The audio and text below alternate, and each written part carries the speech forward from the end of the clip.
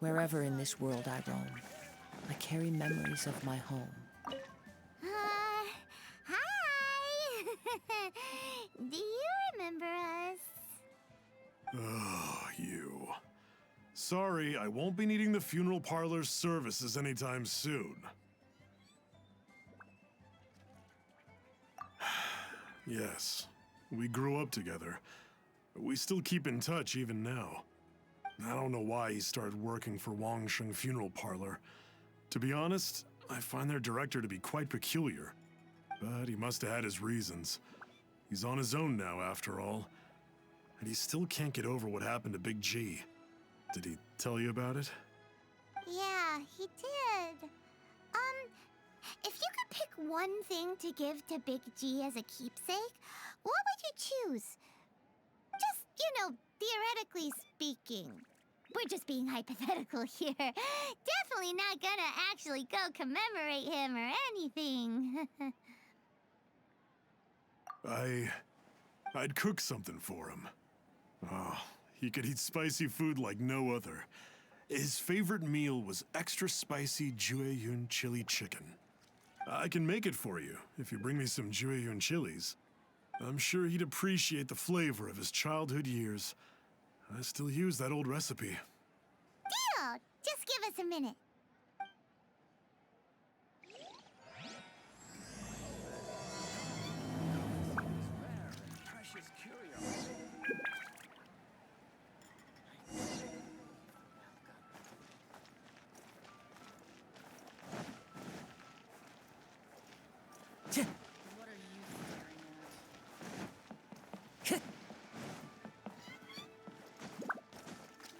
Time to go.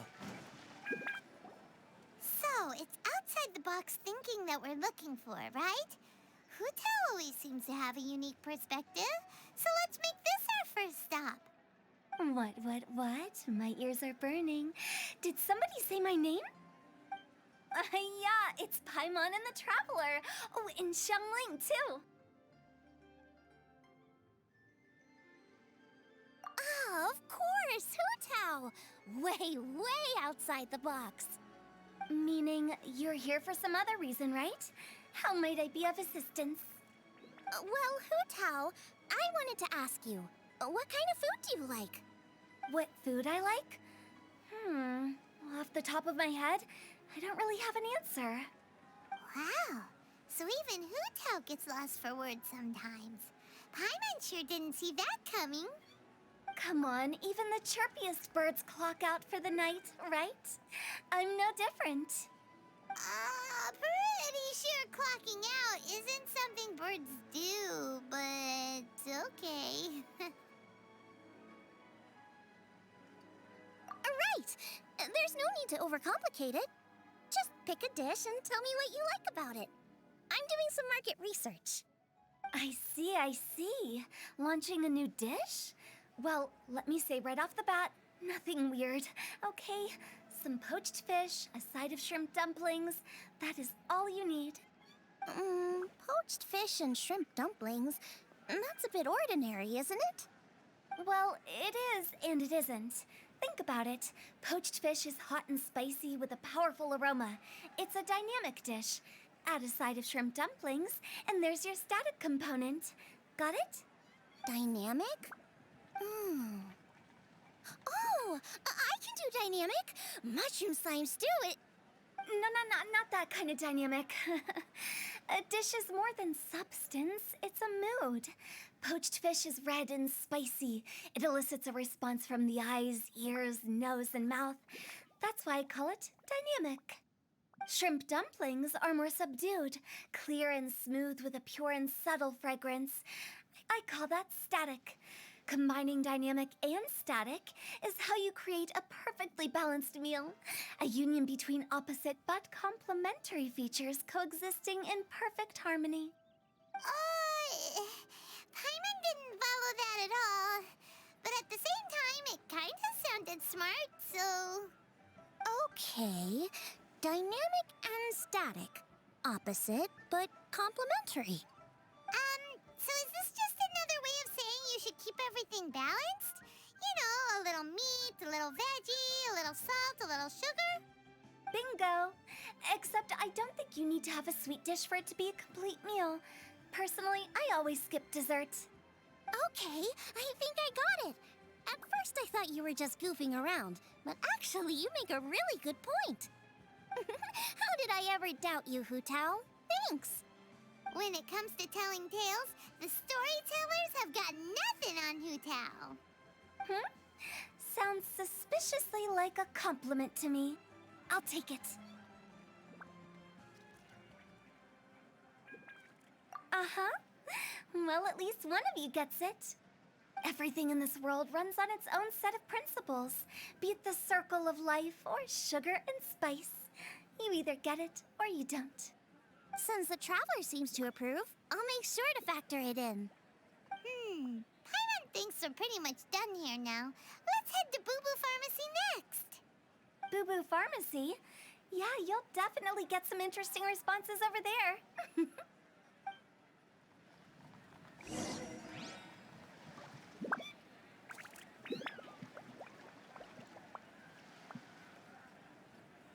If you find out anything interesting, you've got to come back and tell me about it.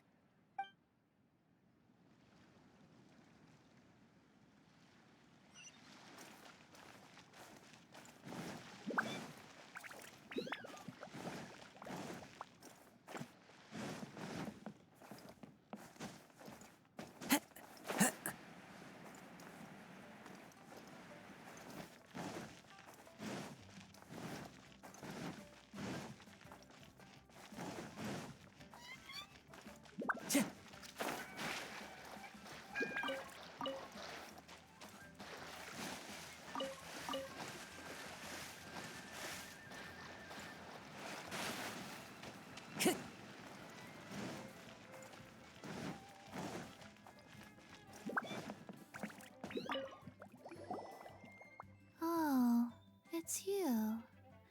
Is everything okay? Why, if it isn't the special guest who seldom visit. Less busy than usual, I see. Yikes! What happened to Baiju's voice? Excuse me? The neck. Oh, it's just Changsheng.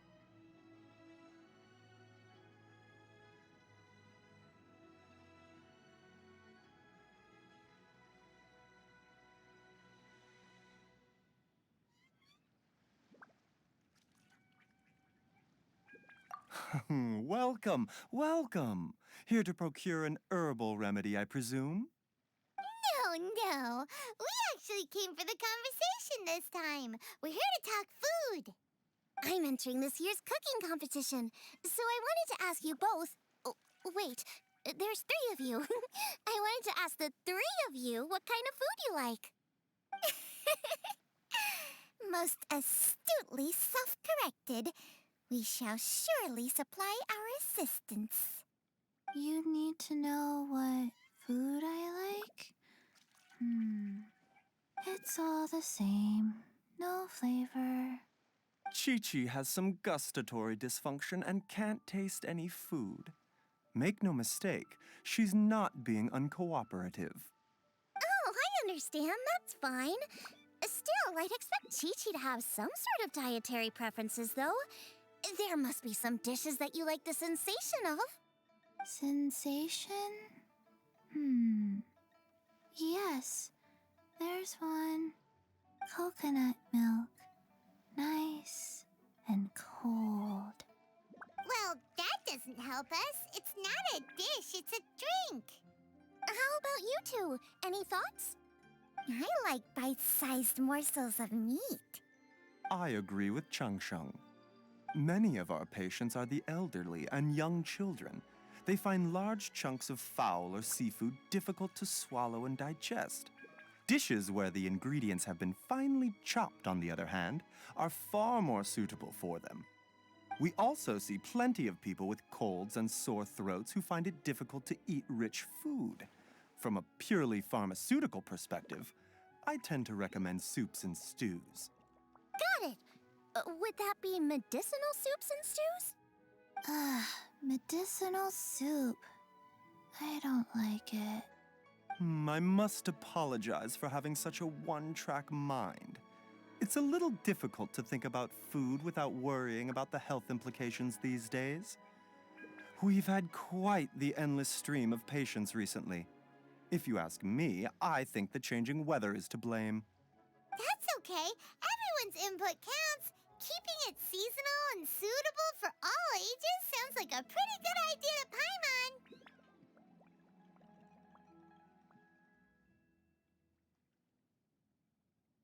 Medicinal dishes have higher demands in terms of nutritional balance than the kind of food I normally cook.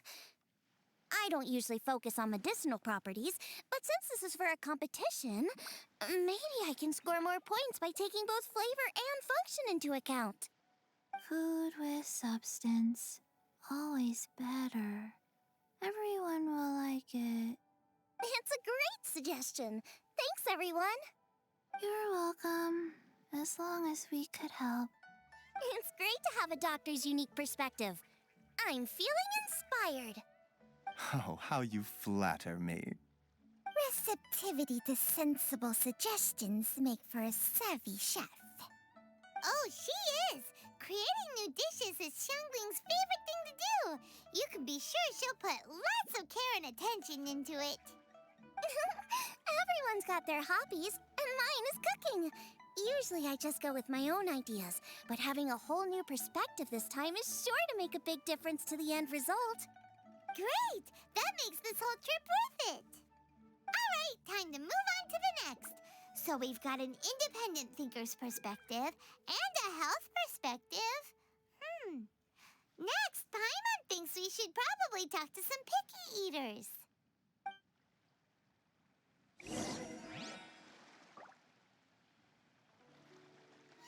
Coconut milk. Now I want coconut milk.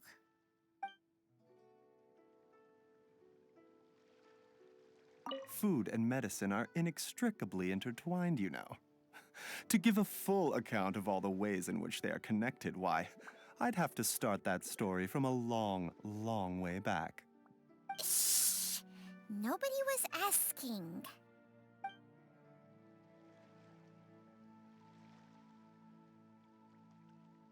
Coconut milk. Now I want coconut milk.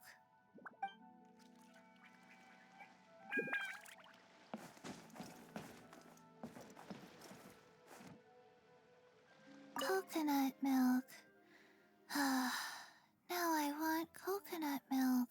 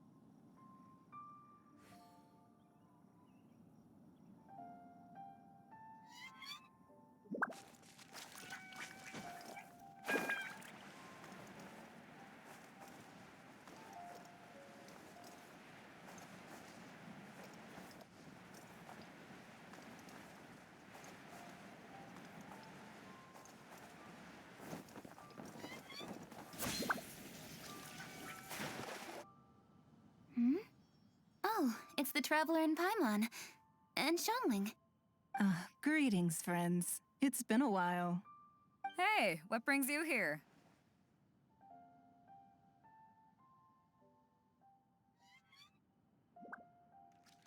Has something happened? What's with this great big stone on the ground? Long story. So, just to confirm, I will assume responsibility for handling this stone of unknown origin. Any objections?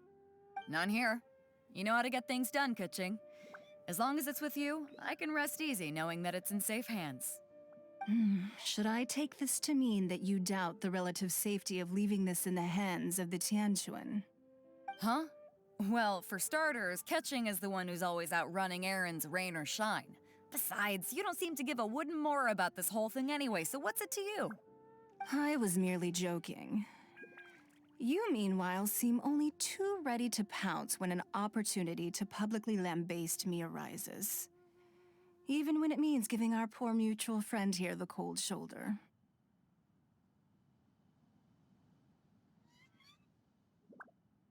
By no means. You wish to know about the stone, I presume. Then let me invite the great seafarer Captain Beto to tell the story, if she would be so kind. You... Fine.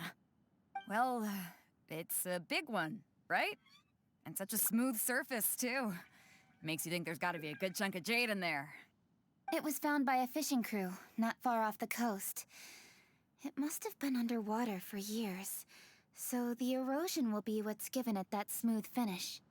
Finds like this cannot be kept as private property, and must be submitted to a holder of public office. Placing it into our custody will also give them peace of mind. So, what's inside it? Well, we've hit it with just about every weapon we could get our hands on and haven't managed to even dent it yet. Clearly there's more to it than meets the eye. No weapon could smash it open. Wow. Paimon doesn't think we've ever encountered a stone like that before.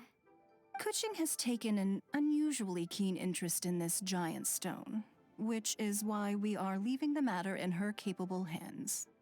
Let's put that aside for a second. Traveler, what brings you here? Were you looking for someone? Actually, we were looking for all of you. We need all hands on deck here. Oh? Hopefully not because there's been some sort of cataclysmic event. No, nothing like that. Paimon's just getting carried away. I just wanted to ask everyone about their food preferences. Food preferences? That's a little unexpected. I have rather simple tastes. Precise, pure, smart, and sophisticated. That is all I require. That's your idea of simple, huh? I summed up my culinary requirements in 4 words. Is that insufficiently simple for you? A few weeks out on the open ocean would fix your flawed definition of simplicity, let me tell you that. What about you, Beto? Me? If it's freshly cooked and piping hot, that floats my boat. If it's got a little chili pepper in there, too, I'm one very happy captain. Paimon thought you would have said bar food. Oh, bar food works, too. As for me, it's got to be seafood. Okay, got it. So, seafood, piping hot, and, simple but sophisticated. And that's where I would disagree. Traveler, surely you've heard of golden shrimp balls. Oh my, they're my favorite. You need to wash and devein the shrimp, wrap it in finely sliced potato strips, then deep fry it to perfection. There's no room for cutting corners. They're very precisely put together. They taste pure, the presentation is smart, and the skill needed to cook them is highly sophisticated. It fits Ningguang's forward summary to the letter. Huh. So what you're saying is, for all the frills and trills, good food is all the same at the core? I heartily agree. Golden shrimp balls are a prime example. Their essence lies in combining art and nutrition in a single package. It is a dish of true value. Okay, got it. So Kuching loves golden shrimp balls. I didn't say that. Did I? No, at least not outright. Alrighty. Thanks for all your input. I'll be sure to take it all into consideration. Traveler, Paimon, do you have anything planned after this?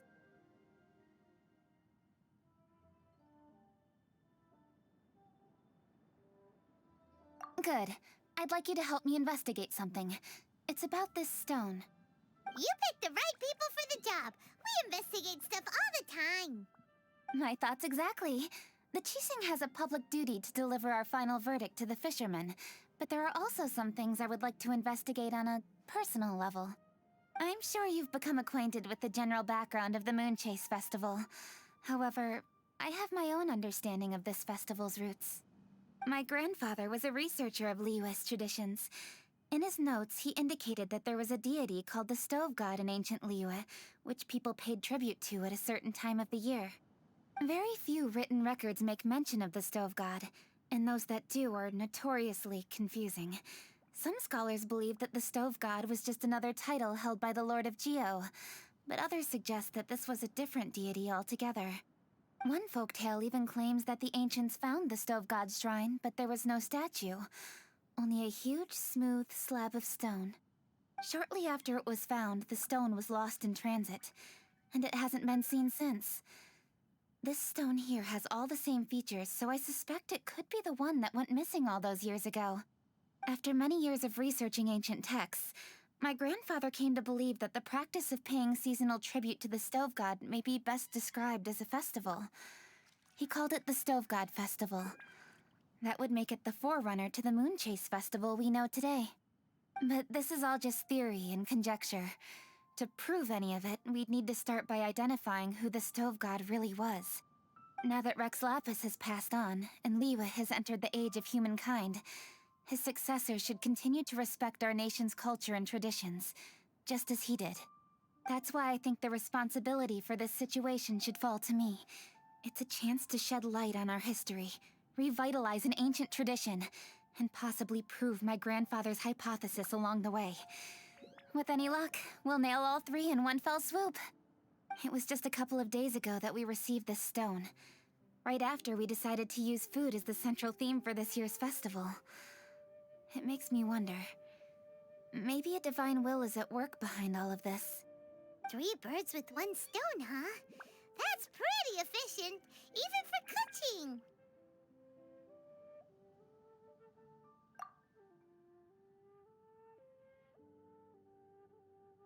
Hey, don't worry about that. This sounds super important, so don't mind me. Besides, we're only... Wait a second. I got it! What? Why are you shouting? Ka-ching, can I tag along for your investigation? But... Since it's all about the Stove God, I might get to learn something useful about cooking along the way. It'll be great inspiration for me in the competition. Please, let me come along. I promise I'll help. if it means that much to you... Okay, I suppose you can come. Really? Yay! Thank you so much! You're the best! Now that that's settled, time to get going. Jingsa Village is said to be home to a lot of historical texts, so I'd like to start by making some inquiries there. Alright, then it's off to Chingsa we go!